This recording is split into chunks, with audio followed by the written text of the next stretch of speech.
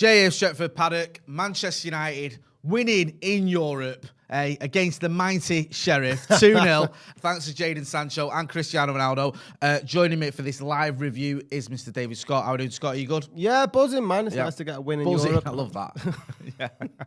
Yeah, it is nice to get. Listen, a win is a win. And people may look at it and go, oh, you know, we beat a team from Moldova. You can only beat what teams put in front of you. Yeah. Let's get it right. And let's face facts, you know, comfortable away wins were a thing of the past. Do you know what I mean? Yeah. Not that long ago. So we'll take our wins when we can get them. Especially as after the Sociedad game, we needed a win. It wasn't really difficult. Pretty, early goal from Jadon Sancho. Then Cristiano Ronaldo getting off the mark as well, which is good for him because you don't want it to become a thing where he's, people sort of mentioning the fact constantly he's not scored, albeit by a penalty. And then it never really looked in danger, did it? No, it seems to be turning into a bit of a laborious affair after about 60 minutes when we got the second goal and it was just playing it out. Yeah, I thought that we started pretty well. It was nice to see some of the passes, the one-touch passes in the game. I thought Eriksen's movement again and his pass to Sancho for the goal was fantastic and just proving again what I think will probably prove to be one of the signings of the season. The free, what's that, 2 assists for him now? And something like that, yeah. Yeah, and just the sort of the fluidity of the passing up front, and the players running off each other was really good to see. I thought Malacia going down the left-hand side was fantastic. So, yeah, it wasn't like 90 minutes of brilliant football, but it didn't need to be, did it? No, you're right. It didn't need to be. And it could be one of those games, couldn't it, where it could have been a frustrating night, or it could have been, one of the games where you're like, oh, my God, come on, like, what's going on here? And when you put out a strong team the way that Erik ten Hag did, you want it to be relatively easy, and it was. There wasn't any dramas. It was a comfortable win. No injuries or anything, any issues on that front, and we can just move on from it and hopefully build on it as well, because you don't want to be going in, having sort of no points or 1 point from your first 2 games. So it was important we got the 3 points, and we did that. Don't forget as well to subscribe to the channel. Hit that subscribe link that's in the chat as well. You can see it there. We're getting some of the conversations, getting some of the chat now. I'm just having a look now. People saying, something about the Glazers. I think there's a few chants you could hear on the telly there. Santa Notch says, the irony that I predicted 2-0 with Sancho getting one. Santa Notch, forgive us, Notch. Your prediction video is a staple of our channel for his prediction videos, but I won't bore you with the production details, but basically we just made a bit of a boo-boo and it didn't go up. So we'll make up to you next week. We'll have it back on next week. And he got his predictions right. Yeah. Dan United 94 says, Jay, have you heard we're interested in signing that striker from the Bundesliga? Glazers out. Glazers out. Yes, very, very good. Is that in the German pronunciation? I don't know.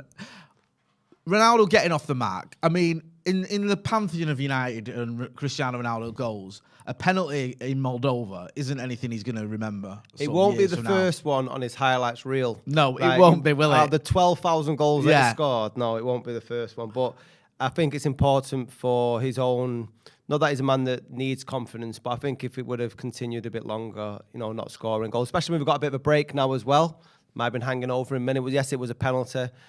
They all count, so I think it's really good to get his goal off the mark. No, I agree. Jadon Sancho as well. We'll talk about him first because we'll get back to running a bit.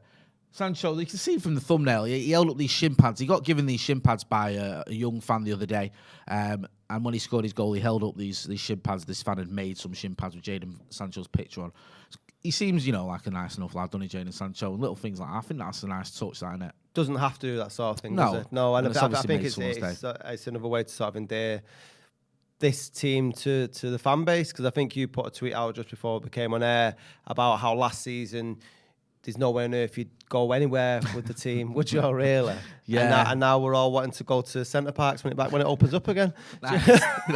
Last season I felt very disconnected from this team. I felt like, they weren't showing up the way you wanted them to. The results were terrible. They looked like they'd all fell out with the manager and almost with each other. And you're just like, there's not a real likability here. I'm not, I don't feel a connection the way that I should do to a Manchester United team. Fast forward a few months under Erik ten Hag, results are getting better.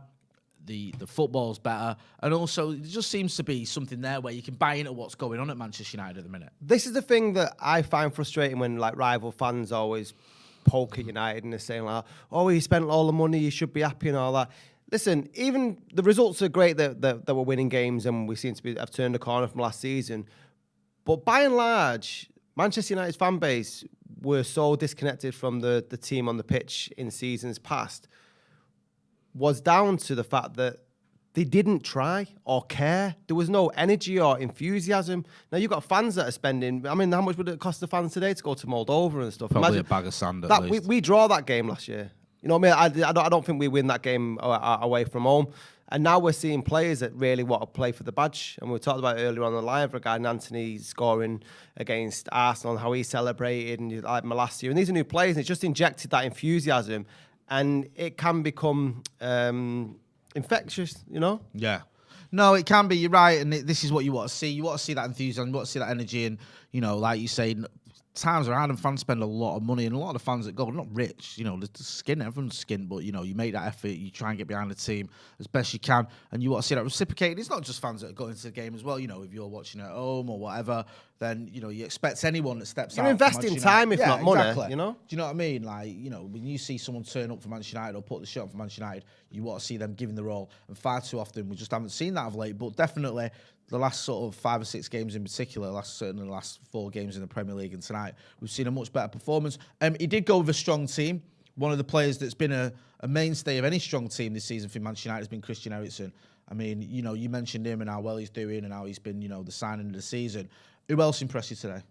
I was saying before, Malacia, I think every time he's coming to the pitch, I don't see Luke Shaw ever getting back. Unless Malacia has an injury, like touch wood, I just don't see Luke Shaw getting back into that starting 11. He's been, for such a young lad to come to a new league, and I thought it would take a while to sort of take over Luke Shaw's spot. It's just incredible, and like he's brilliant, plays with a smile, energy, and again, it's just it sort of radiates across the rest of the field. It's really good to watch. Southgate's getting a bit of grief in the chats. Ed C says, I heard Sancho dedicated the goal to Southgate, who's also a special little man. I heard Whitbird says, I heard it was Southgate kid that gave Sancho the shin pads. Yeah, Southgate there with... I mean, listen, I don't think he's going to think, I got it wrong because Jadon Sancho scored a goal in Moldova or whatever, no disrespect to Sheriff. But it is a bit surprising, shall we say, that a player like Jadon Sancho, who's having a good season, you know, and who has been sort of silenced some of the critics that he had off the back of last season, doesn't get in the squad when other players who aren't having a good season do. Yeah, it was a bit of a mystery, especially when you look at our own players that have made the England squad who haven't been playing week in, week out for United, and Luke Shaw and Maguire, and they are going off to England.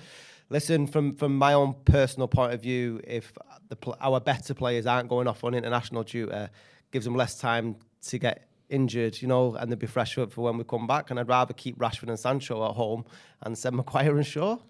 I mean, it kind of makes sense. You know what I mean? Like, yeah, I've never been that bothered by England. I still, you know, remember the effigy of David Beckham and Ronaldo getting death threats and, you know, all that other nonsense that's gone on with. It always seems to be United players that get stick. Even Ronaldo was playing against England and he got stick for trying to help Portugal beat us. How dare he? I know, do you know what I mean? Or it's Phil Neville went in the Euros, or like I said, Beckham in the World Cup. It always seems to be this sort of little agenda. Then we saw with Sancho and Marcus Rashford, didn't we, after the Euros when they missed penalties, and you saw Marcus Rashford's mural getting vandalised, and Sancho and Marcus getting a load of stick on socials, and then people chanting him about them at games, and it just seems like a circus sometimes that you can avoid. Even Maguire, who for England has done well, he's been booed by England fans, hasn't he? It just seems a bit stupid to me. Yeah, I quite like that.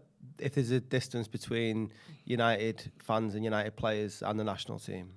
It very much reminds me of the mentality of Sir Alex Ferguson, that us against the rest of the world sort of thing. And as we've drifted into the wilderness over previous years, it seems like it hasn't been that much.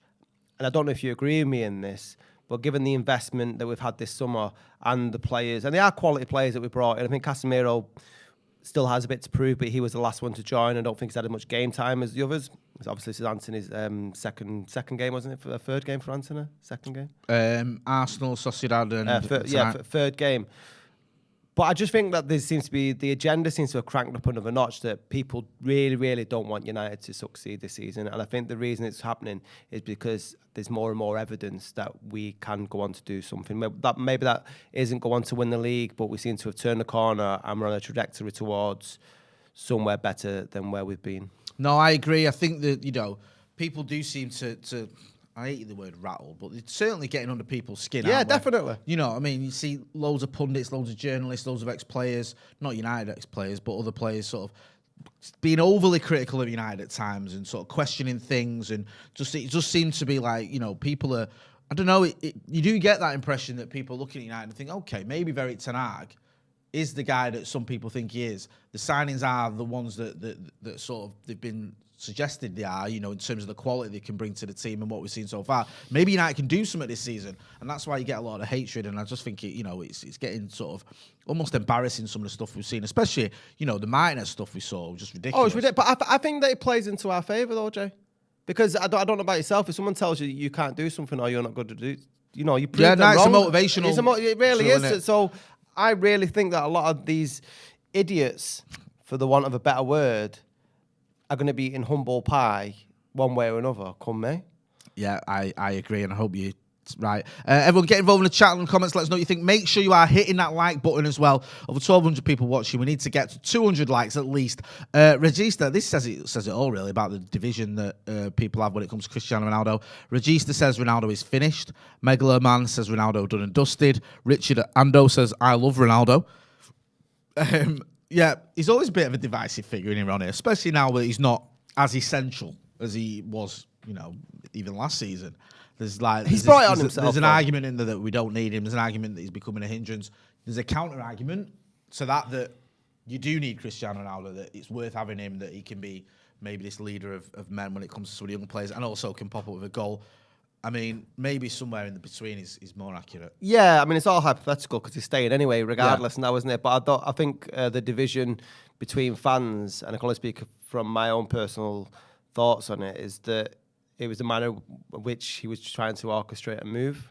Yeah. He should have been looking at doing that as soon as Champions League football wasn't available last season. I don't think anyone would have blamed him if he'd done that. No, not in a million years. Yeah. I had no problem with him wanting to go. It was the manner that it all came about. But that's all in the past now, and we're here now. And it's, you know, he played today and he scored a goal. But that's what we want your strikers to do. No, definitely. So, and listen, I don't think, you know, like you said earlier, it's not going to be on his highlights reel, but it's good that he's got off the mark.